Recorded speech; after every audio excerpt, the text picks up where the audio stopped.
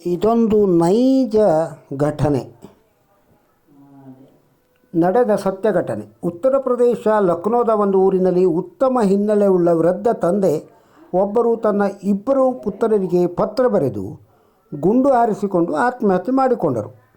ಪತ್ರ ಯಾಕೆ ಬರೆದರು ಮತ್ತು ಅದರಲ್ಲಿ ಏನು ಬರೆದರು ಅದನ್ನು ತಿಳಿದುಕೊಳ್ಳುವ ಮೊದಲು ಅವರ ಹಿನ್ನೆಲೆಯನ್ನು ಸಂಕ್ಷಿಪ್ತವಾಗಿ ತಿಳಿದುಕೊಳ್ಳುವುದು ಮುಖ್ಯ.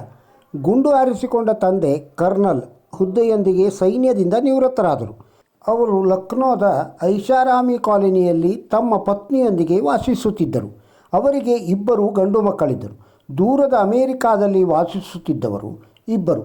ಆ ತಂದೆ ತಾಯಿ ತಮ್ಮ ಮಕ್ಕಳನ್ನು ಬೆಳೆಸುವಲ್ಲಿ ಯಾವುದೇ ವಿಷಯದಲ್ಲೂ ಎಳ್ಳಿನಷ್ಟು ಕಡಿಮೆ ಮಾಡಲಿಲ್ಲ ಎಂಬುದನ್ನು ಇಲ್ಲಿ ಉಲ್ಲೇಖಿಸಬೇಕು. ಆ ಮಕ್ಕಳು ಯಶಸ್ಸಿನ ಮೆಟ್ಟಿಗಳನ್ನು ಏರುತ್ತಲೇ ಇದ್ದರು. ಓದಿದ ನಂತರ ಅವರು ಎಷ್ಟು ಸಮರ್ಥರಾದರು ಅಂದರೆ ಅವರು ವಿಶ್ವದ ಅತ್ಯಂತ ಪ್ರಸಿದ್ಧ ಕಾರ್ಪೊರೇಟ್ ಕಂಪನಿಯಲ್ಲಿ ಕೆಲಸ ಸಿಕ್ಕಿತು. ಒಳ್ಳೆಯ ಸಂಬಂಧ ನೋಡಿ ಮದುವೆಯೂ ಮಾಡಿಸಿದರು. ಕಾಕತಾಳೀಯವಾಗಿ ಇಬ್ಬರೂ ಸಹೋದರರು ಒಂದೇ ದೇಶದಲ್ಲಿ ವಾಸಿಸುತ್ತಿದ್ದರು, ಸಂಸಾರ ಸಮೇತ, ಆದರೆ ಪ್ರತ್ಯೇಕವಾಗಿ ಅವರವರ ಕುಟುಂಬದೊಂದಿಗೆ. ಇಲ್ಲಿ ಹಿರಿಯ ಮಗನ ಹೆಸರು ಮನೋಜ, ಕಿರಿಯ ಮಗನ ಹೆಸರು ಚೇತನ, ಮುನ್ನ ಚಿಂಟು ಅವರು ಕರೆಯುತ್ತಿದ್ದ ಹೆಸರು. ಒಂದು ದಿನ ಇದ್ದಕ್ಕಿದ್ದಂತೆ ತಂದೆ ತನ್ನ ಇಬ್ಬರು ಮಕ್ಕಳಿಗೆ ಒಂದು ದುಃಖದ ಸುದ್ದಿಯನ್ನು ಕಣ್ಣೀರು ಬಂದರೂ ಅಳಲಾಗದ ಸ್ಥಿತಿಯಲ್ಲಿ ತಿಳಿಸಿದರು. ಮಕ್ಕಳೇ, ಮುನ್ನ ಚಿಂಟು, ನಿಮ್ಮ ತಾಯಿ ಈ ಭೂಮಿ ಬಿಟ್ಟು ಹೊರಟಳು, ಅಂದರೆ ತೀರಿಕೊಂಡಳು ಅಂತ ಹೇಳಿದರು. ನನ್ನ ಹೆಂಡತಿಯನ್ನು ಮಣ್ಣಿನಲ್ಲಿ ವಿಲೀನ ಮಾಡಲು ತನ್ನ ಮಕ್ಕಳು ಬರುತ್ತಾರೆ ಎಂದು ತಂದೆ ಕಾಯುತ್ತಿದ್ದರು. ಒಂದು ದಿನದ ನಂತರ ಕಿರಿಯ ಮಗ ಚೇತನ್ ಬಂದನು, ಅವನ ಕುಟುಂಬ ಸಮೇತ. ಆ ವೃದ್ಧ ತಂದೆ ಚಿಂಟುಗೆ ಕೇಳಿದ, ಮುನ್ನ ಏಕೆ ಬರಲಿಲ್ಲ ಇನ್ನೂ? ನಿಮ್ಮ ಕರೆ ಬಂತು ಅಂತ ಮೊದಲ ವಿಮಾನದಲ್ಲಿ ನಾವುಗಳು ಹತ್ತಿ ಬಂದೆವು. ಮನೋಜಣ್ಣ ಬರ್ತಾನೋ ಇಲ್ಲವೋ ಗೊತ್ತಿಲ್ಲ ಅಂದ. ಹಿಂದೂ ಧರ್ಮದ ಪ್ರಕಾರ ಹಿರಿಯ ಮಗನ ಆಗಮನವೇ ಮುಖ್ಯವಾಗಿರುತ್ತೆ ಅಂತಿಮ ಕಾರ್ಯ ಮಾಡಲು. ಈ ಬಗ್ಗೆ ತಂದೆ ಯೋಚಿಸುತ್ತಿರುವಾಗಲೇ ಕಿರಿಯ ಮಗನ ಬಾಯಿಯಿಂದ ಸತ್ಯವೊಂದು ಹೊರಬಿತ್ತು. ತಾಯಿ ಸತ್ತಾಗ ನೀನು ಹೋಗು, ತಂದೆ ಸತ್ತರೆ ನಾನು ಹೋಗುತ್ತೇನೆ ಎಂದು ಮನೋಜಣ್ಣ ಹೇಳಿದ್ದ. ಅದಕ್ಕೆ ಅವನು ಬರೋಲ್ಲ ಅನಿಸುತ್ತೆ ಅಂತ ತನ್ನ ತಂದೆಗೆ ಹೇಳಿದನು. ತಕ್ಷಣವೇ ಕರ್ನಲ್ ಸಾಹೇಬರು ತಂದೆ ಕೋಣೆಯೊಳಗೆ ಹೋದರು.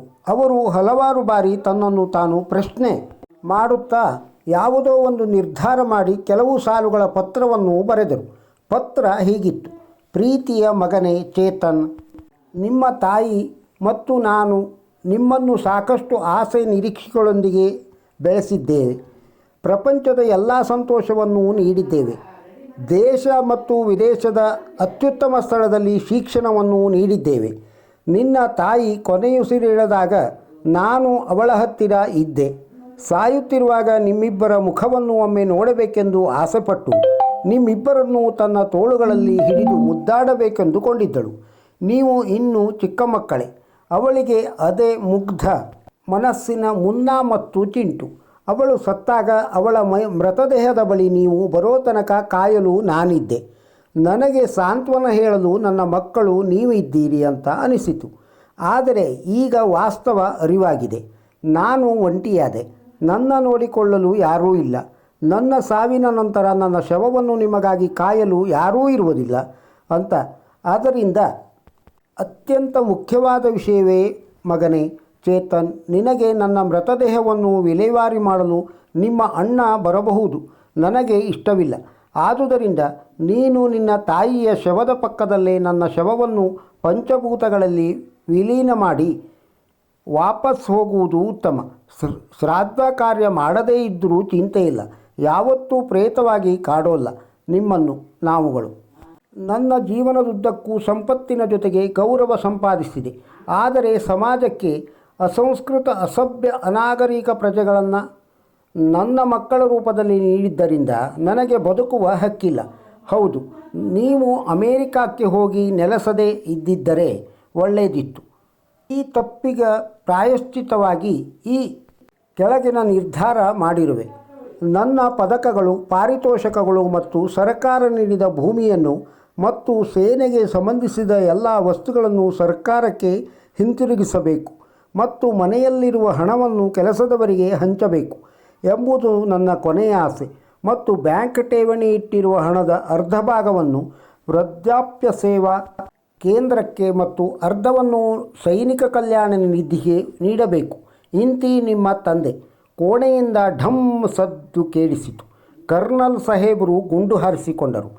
ಈ ಘಟನೆ ಏಕೆ ಸಂಭವಿಸಿತು? ಅದಕ್ಕೆ ಕಾರಣವೇನು?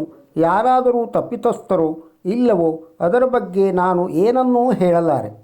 ಇದು ಕಾಲ್ಪನಿಕ ಕಥೆಯಲ್ಲ, ಇದು ಸಂಪೂರ್ಣ ಸತ್ಯ ಘಟನೆ. ನನ್ನದೇ ಶೈಲಿಯಲ್ಲಿ ಬರೆದಿರುವೆ. VR ಶೆಟ್ಟಿ, ಮನದ ಅನ್ವೇಷಣೆ. ಈ ಕಥೆಯ ಸಾರಾಂಶ ತಮಗೆ ಇಷ್ಟವಾಗಿದ್ದರೆ ಒಂದು ಲೈಕ್ ಕೊಡಿ. ಇದನ್ನು ಇತರರಿಗೂ ಶೇರ್ ಮಾಡಿ. ನಮ್ಮ ಚಾನಲಿಗೆ ಇನ್ನೂ ಸಬ್ಸ್ಕ್ರೈಬ್ ಆಗದೇ ಇದ್ದರೆ ಸಬ್ಸ್ಕ್ರೈಬ್ ಆಗಿ. ನಮಸ್ಕಾರ.